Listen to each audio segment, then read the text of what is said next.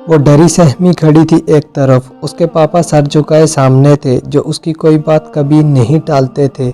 उसका भाई जो उसकी उंगली के इशारे पर उसकी पसंद उसके कदमों में ढेर कर देता था, खड़ा था।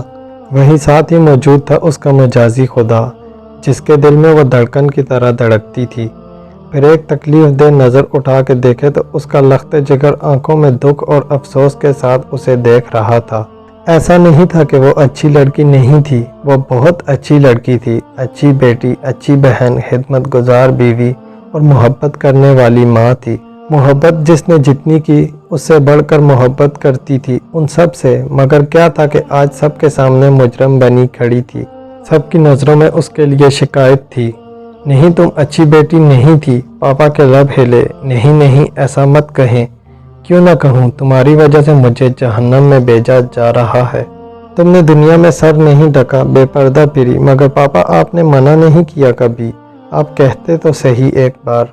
अगर मैंने मना नहीं किया बेटी, तो क्या तुम खुद नहीं जानती थी? क्या मैंने तुम पर रकम खर्च करके तालीम व शऊर के लिए अच्छे अच्छे इदारों में ना भेजा?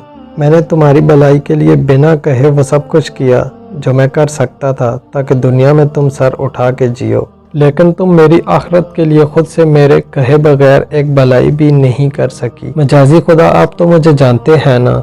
हाँ, मैं तुम्हें जानता हूँ। तुम्हारा वालिद और तुम्हारे भाई की तरह आज मैं भी बेगाना हूँ तुमसे। मैंने तुम्हारे लिए दिन रात एक की, ताकि तुम्हें मेरी ज़िंदगी में आने के बाद बाप भाई की कमी महसूस ना हो।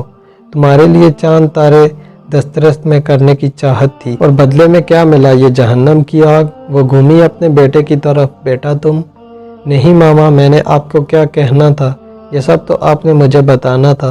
बचपन से मेरे दिमाग में पर्दा, हया और शर्म की बातें बैठानी थी। वो सिसक रहा था, वो सिसक रही थी, सब सिसक रहे थे। एक शोर था जो थम नहीं रहा था, हर तरफ रुसवाई थी। आपने नहीं रोका मुझे। वो क्या करे, कहाँ जाएं, खुद को बचाएं, उन सब को बचाएं, कोई तो बताए। बस आप लोग तैयार हो जाएं अपनी मंजिल की तरफ जाने के लिए, जहां आपने हमेशा रहना है। फरिश्ता गुस्से में था, कोई रहम नहीं था उसके चेहरे में, और वह सबको हाँकता हुआ एक तरफ ले गया। सिसकती जिंदगियां एक दूसरे से नाराज पीछे पीछे चल दी। बज़ाहिर ये एक मुकालमा है, मगर बहुत खौफनाक है।